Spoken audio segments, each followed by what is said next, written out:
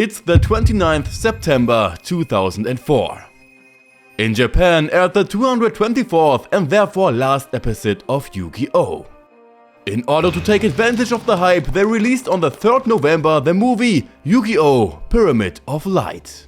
But what then? Should the more than lucrative hype just fade away? No! We can't take away the kids card throwing in schools! The 6th season, produced by 4Kids, in which Alexander the Great was the enemy, didn't start until 9th September 2006. That takes too long. There must be something else. We need a sequel. If Digimon did it and even did it well 3 times, then we can do it too. A master plan has been forged. First we need a title. Gen X was shouted in the room. Not bad. Could be improved. We take the E out, change it with a B, replace the NE with K. G for Z, X for A, and everything for GX. Beautiful. And what's the meaning? For the next generation. Generation Next. Shouldn't we call it GT then? We can't. Akira-sensei already took it, even with such a distance that the original Yu-Gi-Oh! Was later released than Dragon Ball GT. The original anime. Yu-Gi-Oh! Season 0! Nani? Which is no joke. Yu-Gi-Oh! Season 0 started on April 4th, 1998. Dragon Ball GT was already finished on November 9th, 1997. Okay, and then why not GN for the first 2 letters? Because that sounds stupid, you idiot.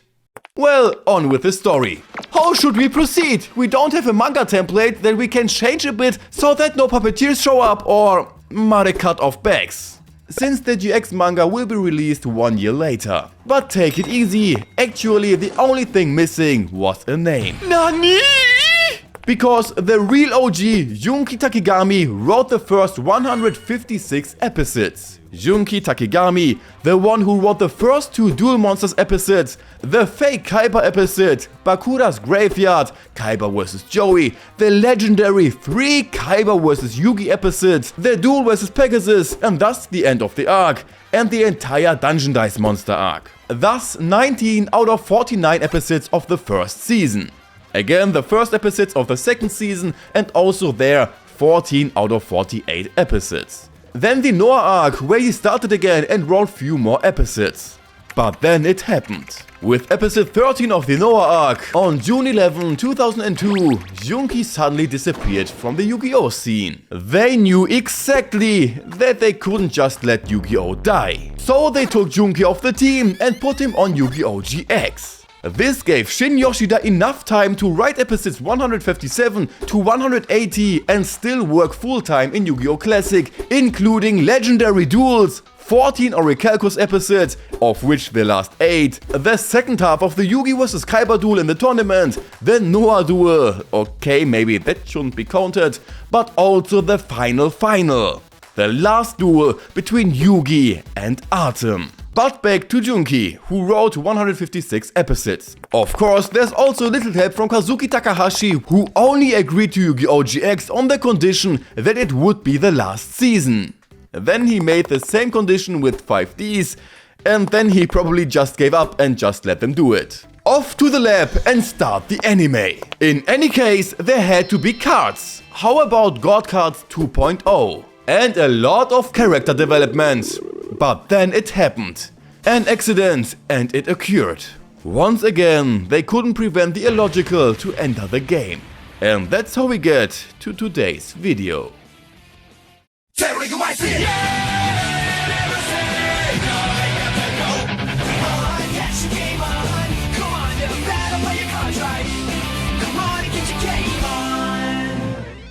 The first thing is about the first duel from the Yugi from GX and the Kaiba from GX, so Jaden and Chazz. When Jaden and Syrus are walking around, Jaden just walks away from Syrus when he was talking because he can already smell that in the hall someone is dueling. Would absolutely impress Syrus. But unfortunately, no one duels there at all. Okay, after that little fail, he starts an argument with Chazz, only to be stopped by Alexis. No problem, then they meet again illegally in the evening. The duel starts and we get a glimpse into Chazz's hand. Quite okay. If this was a random deck and not that of someone who claims himself to be the best duelist, even though there's Zane too, but also gets sponsored by his two rich brothers to then create such a deck so that he has, for example, the Pandemonium Watch Spear, although it's only good if you have the field spell card Pandemonium in the deck or on the field, which is also only good if you play an Archfiend deck.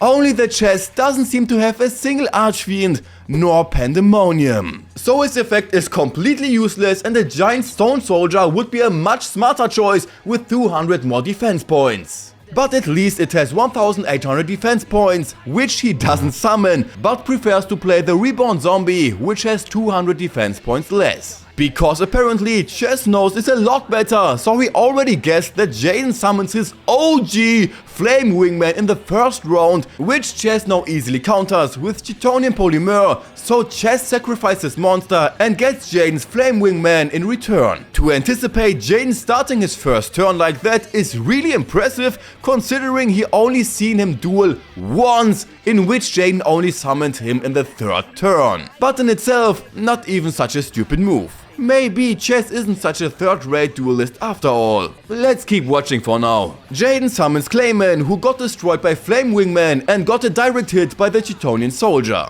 This leaves Jaden with only 2000 life points. But he don't surrender, summons Sparkman to at least destroy the Chitonian Soldier, which costs him some more life points. Okay, since it's an obvious bait, since Chazz would win if he attacks with the Flame Wingman now, Chazz should assume that he can stop the attack somehow. So it wouldn't be so silly if Chazz would activate his Call of the Haunted to get one of his two monsters from the graveyard, sacrifice it and use it to summon the Head Moemer and send him ahead first. But he doesn't. Then Jaden activates Mirror Gate, which causes the two monsters to switch positions for one round and fight each other. With this, Sparkman is gone and Chazz loses some life points. Anyway, after all, the Flame Wingman would come back again in the next round. If he wouldn't destroy him with Chitonian Explosion!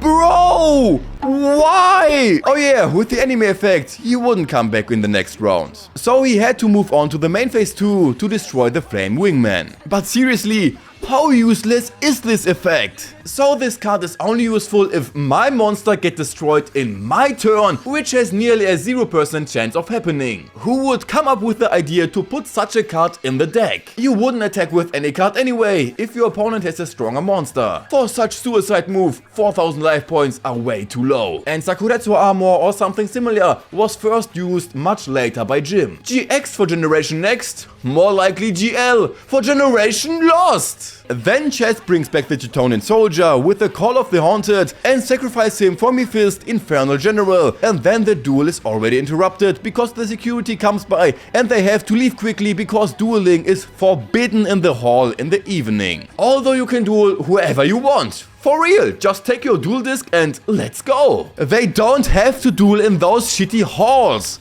You might as well do it in your room. Besides, this is the only scene in which the security appeared or was mentioned at all. They have probably noticed themselves that this rule makes absolutely no sense at all. Alright. This one here is our room, Sai. It's kinda small, huh? Hey, you're a small guy. The designs in Yu-Gi-Oh! Are absolutely wild. I mean, Yugi's hair. So crazy as well as awesome. Needs every day at least a whole hairspray can, good luck, and checking constantly the weather app for rain to stay true to his style. Boss said to himself with his nice clothes, which of course would look absolutely shit in real life. But that's all in Yu-Gi-Oh! Classic. We are talking here about Yu-Gi-Oh! GX, where they also have absolutely sick designs. With Chumley's Potato Nose or Syrus fucking Glasses! Boy!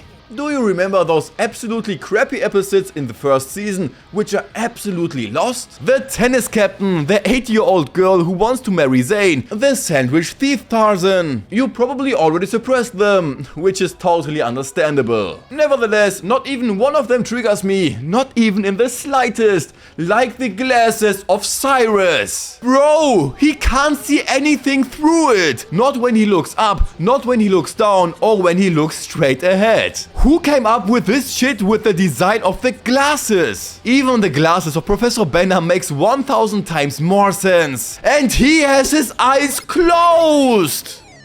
Look, see? Syrus, my name's not even spelled right there. The elemental heroes are of course very important to Jaden. I mean, that's one of the coolest theme decks. But what elemental heroes exist in his deck? Besides the fusion, there are Avian, Burstinatrix, Clayman, Sparkman, Boobaloo Man, Wildheart, Necroshade, Bledage, Stratus and Prisma. And what are the elemental heroes you immediately associate with Jaden? Correct! Avian, Burstinatrix, Clayman and Sparkman. The 4 elemental heroes without effect. Then of course you ask yourself, why those 4? Simply because Jaden draws these 4 in the first duels every time immediately at the beginning. Jaden's deck seems to consist only of Avian, Burstinatrix, Sparkman, Clayman and Fusion, which he holds every time in his hand. But the worst is with Avian. It seems like his deck consists of 30 Avians and 10 other cards. You don't believe me? Okay, in the first duel against Crawler, he immediately drew his Avian and had the fusion card in his hand. Okay, he gets Burstinatrix with Hero Signal and the other 2 didn't appear at all. In the second duel against Chazz, he gets instantly everything. Avian, Burstinatrix, Sparkman, Clayman and even Fusion on his first turn. On his first 5 cards. In the third duel against Alexis, he drew Sparkman in the first round, but already had to have Avian and Burstinatrix in his hand because he draws Fusion Gate in the second round and fuses them. He also had Clayman in his hand because in round 3 he draws Sparkman and fuses him with Clayman. Duel 4 against Chazz, Avian missed the bus for the first time because he was drawn only in round 3. But Clayman, Sparkman and Burstinatrix were on the first hand. In the 5th duel against the Shadow Duelist, you guessed right, Avian and the Fusion are there. With Hero Signal, Clayman comes. In the next turn already Sparkman. Only one more to go, Burstinatrix, which comes right in the next turn. But it still goes on. Duel number 6 against Syrus. He draws Avian again as the 6th card, but already has Sparkman and Burstinatrix on his hand. Next turn comes the effect Clayman. Then comes right Fusion, so that all big 5 are united. Duel 7 immediately starts with Avian power. But he already had to have Sparkman and Clayman on his hand, because he draws Fusion in the next turn and summons the Thunder Giant with it. In the double duel, and thus duel number 8, is drawn straight up Burstinatrix, then the next turn Fusion, and what cards he has on his hands? You must be a psychic. Avian, Sparkman and Clayman. Duel 9 against Ape Wheeler, he immediately draws Sparkman and of course already has Avian and Burstinatrix in his hand, which he fuses with the drawn Fusion in the next turn. Oh yeah, and Clayman was also at the beginning in his hand, which he shows in the turn after. Duel 10 surprisingly starts with Avian. He also has Fusion in his hands. Thanks to Mirage of Nightmare, he gets to draw 4 more cards, where Clayman and Sparkman are back. With an effect, he also gets Burstinatrix into his hands. Duel 11 against the Tennis Captain, he has Clayman, Burstinatrix and of course Avian in his first 5 cards. But in Duel 12, those monsters aren't immediately... yeah, they are. Sparkman, Clayman and Burstinatrix immediately in his first 5 cards. Only Avian is missing. Completely! This is Jaden's first duel in which he did not draw Avian. Duel 13 against Tarzan is started with Avian. Clayman and Burstinatrix were also in his hands because he fuses them thanks to the drawn Fusion. Duel 14 against Dimitri, aka Fake Yugi, also started immediately with Burstinatrix, Fusion, Sparkman and Clayman. Avian will be added as well soon enough. Duel 15. Screw it, you know exactly what his hand card looks like and who he summons first. And this goes on for the first whole season. He draws 5 cards, and too often there are exactly some of those 5 cards. Is Jaden a magician? Or did Yugi gave him not only the winged Kuribo, but also the art of cheating? Let's take a look at the probability calculation. In a 40 card deck, where each card appears only one time, you have 3,838,380 different 6 card combinations. Most of the time, Jaden has 3 to 4 of the 5 cards in his hand in his first 6 cards. Sometimes 2, sometimes all 5, but never without one of the 5. Or even only with one of them. You have a 0.2% chance of drawing 3 of the 5 immediately in your first 6 cards. So every 500 duels. With 4 you have only 0.02%, so every 5,000 duel. Sure, you could shuffle your deck badly or something, it's happened to everyone. But with Jaden, it just happened way too often that it could be a coincidence. Yeah, we could be near a lake of dirty swamp water. Very funny. But you were the one who refused to bathe because you were scared of the bathwater last night. One of those episodes which just feels like filler. Of course, we have also talked about these here and there, and thus probably bring up traumatic memories. When the good sandwiches kept getting stolen for weeks and they realized that it's actually a student doing it, I noticed something very weird. Daimon, the student who always had bad luck when drawing in duels, went into nature to further develop the sense of intuition. After a year of nature, he transformed from this to that! Holy shit! It's the water that flows there, and he drank pure anabolic steroids. Anabolic steroids for the body and for the hair. Besides, it's hardly making any difference that he knows which card he's drawing, just before he draws it. Yeah, his deck is built a bit on this theme, but basically that makes zero difference if I know what card I will draw in the next second. After all, he's not Yugi who can magically draw a certain card. Sure, you can build a tactic with it, but he just looks what he draws next, right before he draws. Would he do it right after he drew to implement the next card in his game plan? Thumbs up, really nice. But he doesn't do it. And after Jaden defeats him, he was completely back to normal the next day. Weightlifting is a very ungrateful sport, I know. But bro, that's some next level shit. Or was he just wearing the anchor arms from SpongeBob the whole time? These guys couldn't even beat male pattern baldness, so there's no way they're gonna be able to beat us.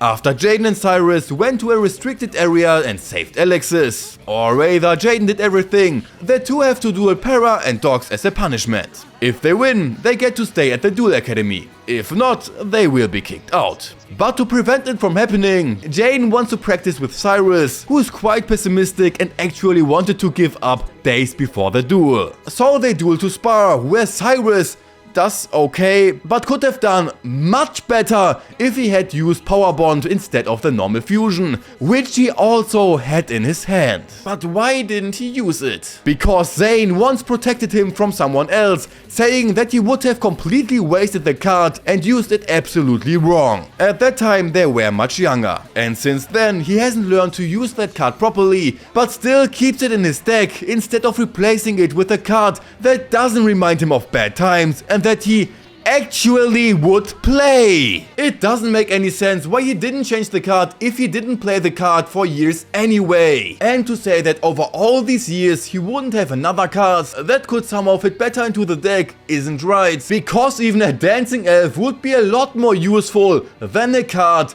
that he doesn't play anyway.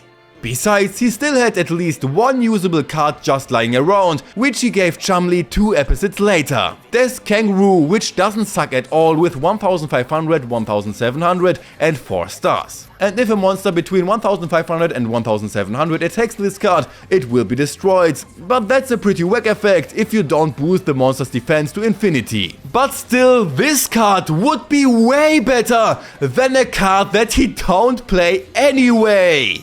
Okay guys, that were the first 5. I hope you had your fun with this video, just like me. And remember, everything said by me here is to be taken absolutely seriously. But that's it again from me, we'll see us next time, so take care my friends.